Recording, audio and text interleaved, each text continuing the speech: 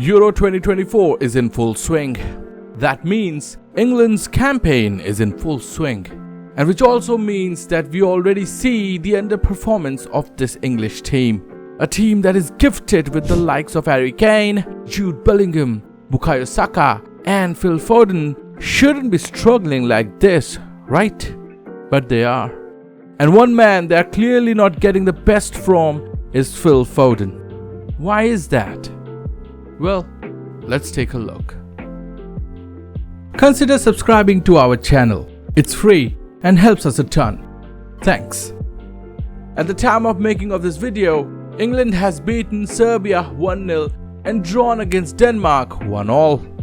While as of now, England sit at the top of its group, it's clear the team is playing nowhere close to its potential. Now, this is not a Foden problem or even a Harry Kane or Jude Bellingham problem. It's a collective problem. Yes, England as a team is underperforming, but especially Foden has come under ire for his quote-unquote non-performances. English fans are flabbergasted at why the Man City star who just had his best season for Manchester City is nowhere close to those levels. Is he too much of a system player who cannot carry the load of responsibilities of the English national team?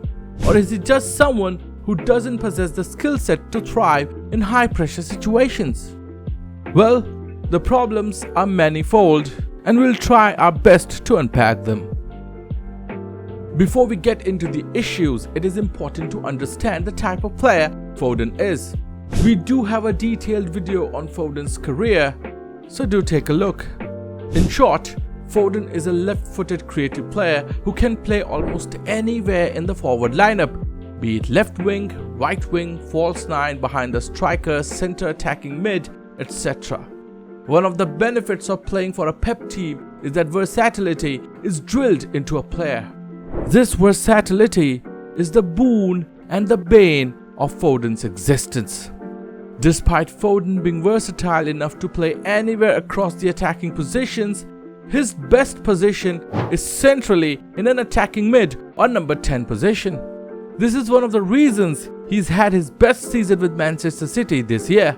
Due to De Bruyne's long absence due to injury, Foden got to play in his most favoured position, and he thrived in that position. His tight control of the ball, excellent first touch, and the knack of drifting past his markers make him an ideal creative player in space behind the striker. He also possesses a wicked left-footed shot from a distance that has got him many goals in his club career. So what's the problem with his position in England?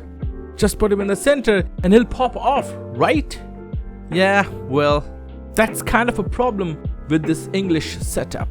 At the moment, Southgate operates with a 4-2-3-1 setup with Foden on the left, Saka on the right and Jude behind Kane.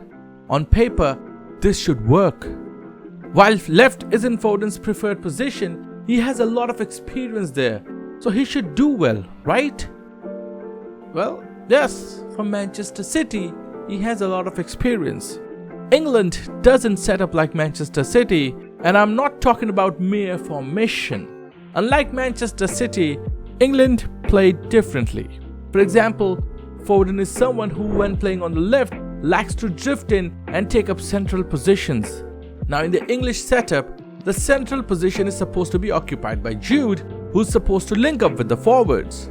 But because Foden drifts in, he sometimes occupies the same positions as Jude. With Kane's penchant for dropping deep to receive the ball, England have three possible players who may be occupying the same position on the pitch. I guess you can see the problem. Another issue is the width.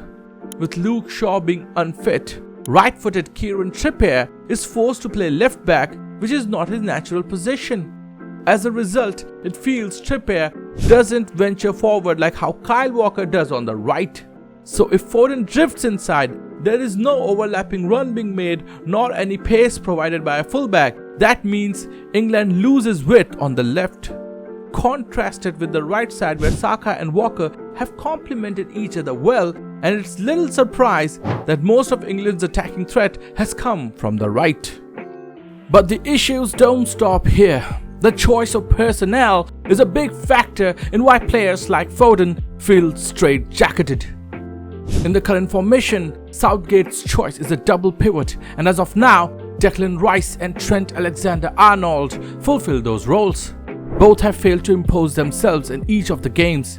Trent has been specifically poor as he seems lost in his current role, and it's not even his fault. Despite him being able to deliver line-breaking passes from deep, which as of now no one has gotten at the end of, he isn't a proper midfielder, and it shows with his lack of positional awareness. Rice, who had a stellar season with Arsenal, has been nowhere close to his best either, losing balls and misplacing his passes. Lack of chemistry among these players means players like Bellingham and Foden are unable to link up. We have already pointed out Kieran Trippier playing as left back, which is again not his natural position. This also means Foden's side of the wing often lacks an attacking threat with neither pace nor width on offer. This leads to frustration. But are the players to blame for this? It's an important question. Southgate's tactics leave a lot to be desired. In both the matches so far, we've seen England retreat after scoring early. They cede the initiative to the opposition and allow them back into the game instead of going for the kill.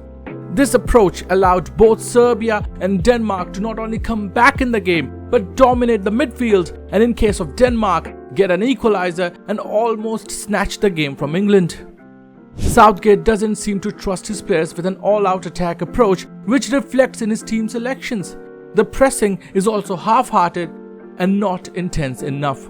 Southgate himself has admitted that the players aren't pressing well enough, that they are physically not adept for this. This means he goes for caution-first approach, which means his players retreat and settle in their own half. But this also means the players with attacking flair try and do too much on their own, which in turn leads to frustration. Are there any solutions to this? Well, one of the simplest ones is pushing Bellingham back into central midfield while Foden plays in the attacking mid position. In Borussia Dortmund, he was a very effective number 10, a number 8 as a box-to-box, and even a double pivot who could launch attacks from a deep position through his line-breaking passes while also receiving passes in crowded spaces. Of course, he's been more of a number 10 lately, especially in Real Madrid, but he does possess the skills to play deeper, allowing Foden into his more natural position behind the striker. Someone like Anthony Gordon, who's a natural winger, can then take his place on the left. This feels like a win-win situation, but it also comes with its own risk. Like, can Bellingham effectively screen the defense? Will he have advancing fullbacks to ping his passes to? He hasn't been in this role for quite some time, but isn't that one of Southgate's biggest issues? His risk-averse style is all about stifling attacking flair for defensive solidity. Now, they won't admit it, but that's what we see on the pitch. It's not to say that the players have no fault. Foden himself has been underwhelming, and he would be the first one to admit it. This has played into his own frustrations where he doesn't have teammates around who could pass the ball to his feet. He has failed to link up with Jude or Kane properly as well. The pain of playing in the national team where you get a few weeks to prepare for a huge tournament like this. It's not all on Southgate either, as he gets just a few weeks with the team, and whatever systems he has in mind cannot be drilled into the squad in that kind of a time frame. At this time, England is all but guaranteed to proceed to the round of 16. But are they prepared to play the big guns? Can they take on a Germany or a Spain with the way they are currently playing their football? Can they go past a France or even a misfiring Belgium? Do they have the adventurous spirit to let players like Foden to unleash? It doesn't seem like it, but it all remains to be seen. All we can do is hope. Thank you for watching. Like if you liked it, share if you find it worthy, and subscribe for more content like this. This is Salty Football.